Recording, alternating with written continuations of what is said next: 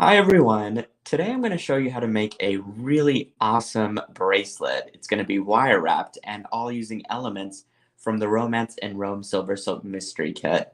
And I love this project. It's so easy to construct. It takes very few materials to do it. And just the way that you do construct it, it's quite innovative. I want to welcome you to my channel. My name is Nilay Patel. I'm the owner, designer, and educator here at SilverSilk and more.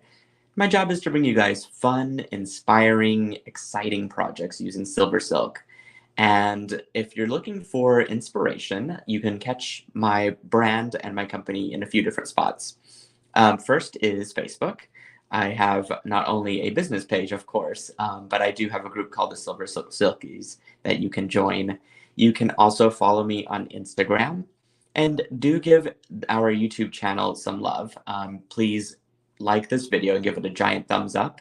And do subscribe to the channel if you want to see more of this content. So without further delay, let's just get into today's project because I am excited to teach it. Okay, let's do that. Perfect. So, as I mentioned, this is going to take very few materials to put together, but I thought I would just give you guys a rundown on each of those particular items. First, I need a focal for my bracelet, and I have this really great stone bead that is about 1.5 inches in length there, or width, excuse me, and about 1 inch, maybe 3/4 of an inch to 1 inch in width, and it is side drilled. So really, you could substitute this bead with just about anything. The bracelet technique will essentially be the same for any kind of bead arrangements that you might want to use. Or if you just want to grab that kit and use the beads that I'm using today, you can absolutely do that. So I've got 5 of these really great little mint pinch beads, and that's going to be used for our end closure, as you kind of saw in that picture. They're about 5 mm in height there, and are just a really beautiful mint color. Really adds a fresh color to this palette, I think. I've got 4 bead caps, and these are about 5 mm bead caps. Very open on one end and taper to a nice little tip there. I've got 2 6 mm Czech Glass beads. They are a matte turquoise. Beautiful facets on them, excuse me. I've also got 8 mm rondelles in color A and color B. So I'm calling this sort of opalescent color color A, and this sort of Montana brown color with a metallic sheen on it, color B. Again, these are beads that you can substitute with any other beads that you might have on hand, especially if they're the same size.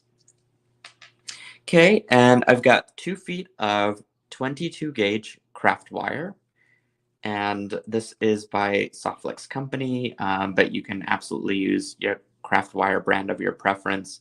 I really love this craft wire personally. It's quite flexible and easy to use.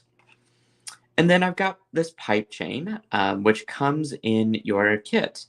And many of us are probably new to what pipe chain is. It's a fairly newer product in the SilverSilk line of chains. But this is a silicone rubber tubing that has knitted texture over it. In this case, it's a kind of a matte white rubber tubing with silver color wire that's been knitted over it. And it's just a really, I think it's just a really luxurious material. And especially heightening and elevating the rubber tubing that's used for jewelry making in general. You might be familiar with seeing some of the rubber tubing in the craft store, and it's exactly that. If you do have an allergy toward any sort of rubber or silicone, maybe this stuff isn't quite the right stuff to craft with for you, and you might want to try some of the other SilverSilk chains. But if you don't have any sort of allergies, then you're going to have so much fun crafting with this. So that's about it for materials. So now let me show you what tools I want to use. I have a pair of chain nose pliers, round nose pliers, a pair of cutters for my craft wire. These are the Lindstrom cutters that I oh so love. I've got a pair of nylon jaw pliers, and I think that's about all I need. I've got a few other tools that are out to the side just in case, but this set of 4 tools is going to be my main focus for this particular piece. I'm going to start with picking up my wire, and I'm going to straighten it out using my nylon jaw pliers. So I'm just going to grab it here at the end with my chain nose pliers and then just run the wire through my nylon jaw pliers. Pretty simple, just a great way to straighten out the wiring because it has been spooled up for a while. Okay, now I'm going to grab my pinch beads and I'm going to string those little guys on.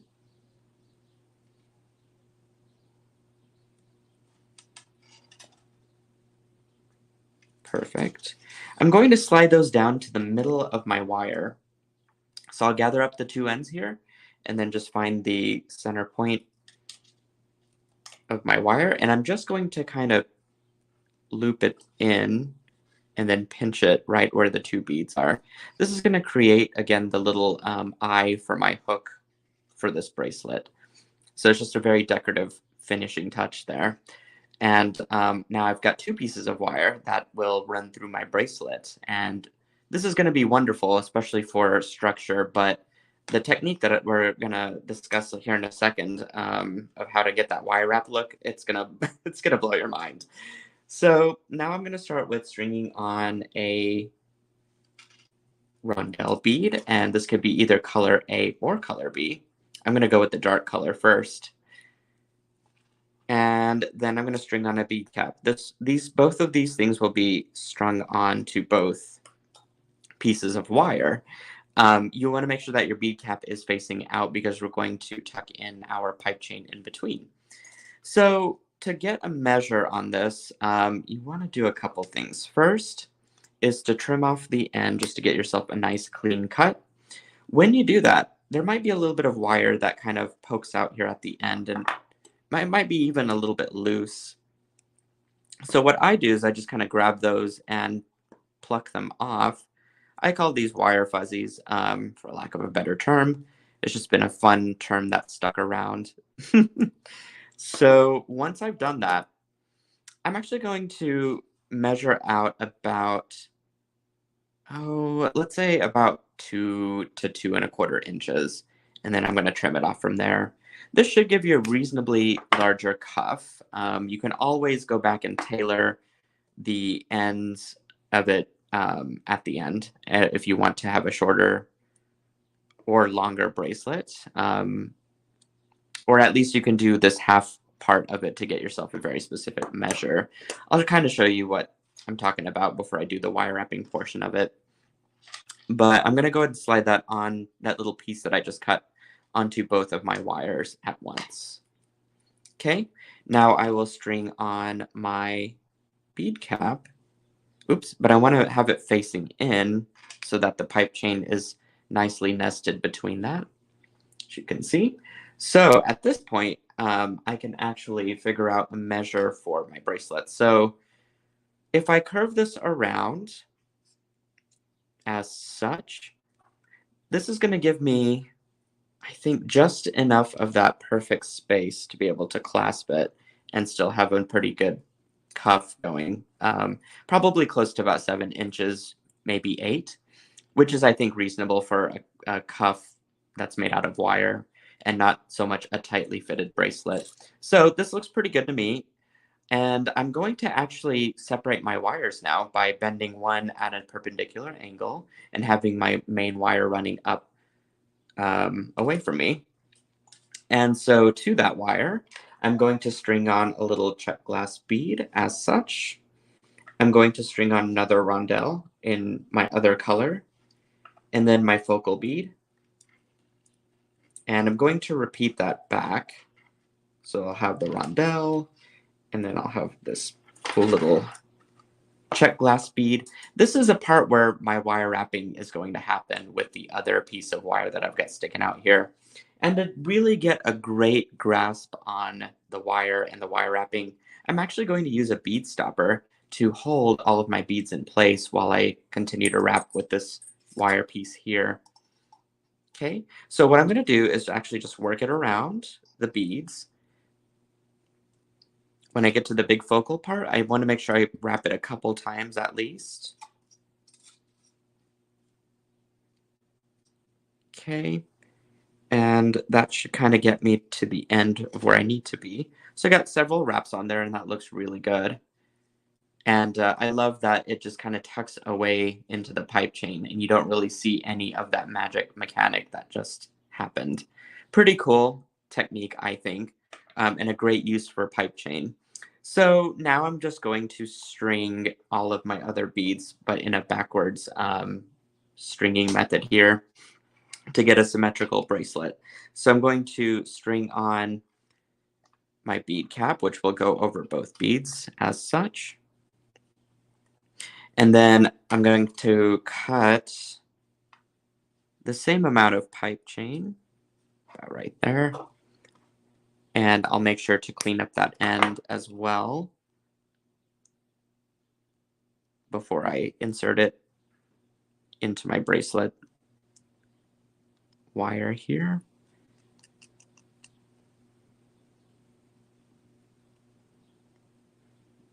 There we go. Had that one stick in there that wasn't wanting to come out, but I got it.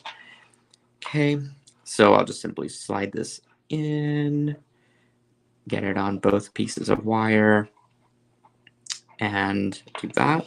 Okay, I'll string my bead cap on, and I'll string my last rondelle on as well. So there we have it. Okay, I'm going to bend this around, and once we sort of get it to where it closes, that's the size of it, and I think that's just absolutely stunning. So now I can bend my short piece of wire away, because I'm going to use this extra piece of wire to create a little bit of a messy wrapping just at the top of this bead once I make my little hook here. Now, I will admit I am not the best wire designer out there. There are many methods to making a little hook for a closure.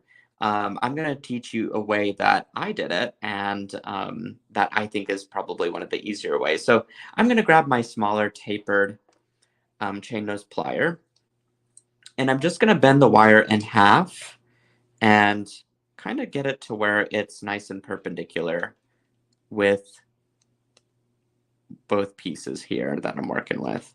And I want to get it nice and closed, just like that. Okay, it's going to be a fairly smaller hook, but it's about an inch, maybe 1.25 inches of wire. I'm going to grasp both pieces of wire there at the end, and I'm going to use my extra piece of tail wire here that I've had and just do a couple coils at the bottom. This will kind of help secure it as we sort of work with the rest of this here. Okay, once I've done that, I can go ahead and clip that off like that. And I'll go ahead and kind of just tuck in this little end here, making sure that it doesn't stick out. I mean, I'm going to go ahead, might as well do this while I'm here, and work this second piece of wire around to get it nice and secure too. So you can put as few or as many wraps as you want. I kind of like the layered wraps, gives it a little bit more body here at the clasp and closure area. And it helps to balance out those other beads on the other side for our eye of our hook and eye. So we'll work this around, get it nice and tucked in. So that looks really good. Okay, at this point, you should have just a little piece of wire that sticks out and then has a little bit of coil around it there at the bottom. So that looks pretty good to me. And now I can shape my hook. So I'm going to grab my round nose pliers. I'm going to make sure that it's flush with the tip here and that I'm using the very end of my pliers. And I'm just going to work that wire around so that I get this sort of P-shaped loop, as you can see. And I'm going to now go deeper into my pliers, very deep. And I'm going to create my hook by just twisting this around. Okay, so get a nice little hook there and kind of press that in. And then that should just close with your beads inside as such.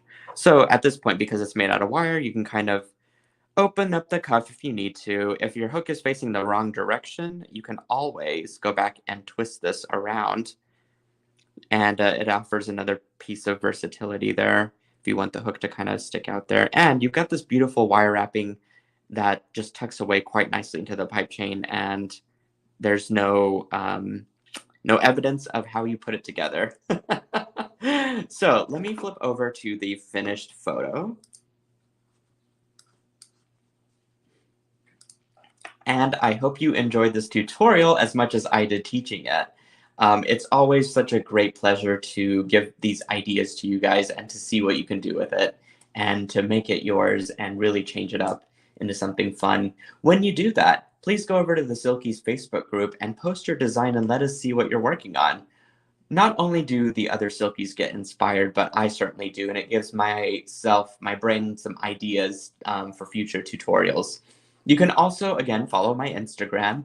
I've got lots of stories, reels, pictures of inspiration, and they all lead back to tutorials that are posted on YouTube. So once you see that Instagram photo that you're like, oh my gosh, I just have to go make that, you can hop on over to YouTube.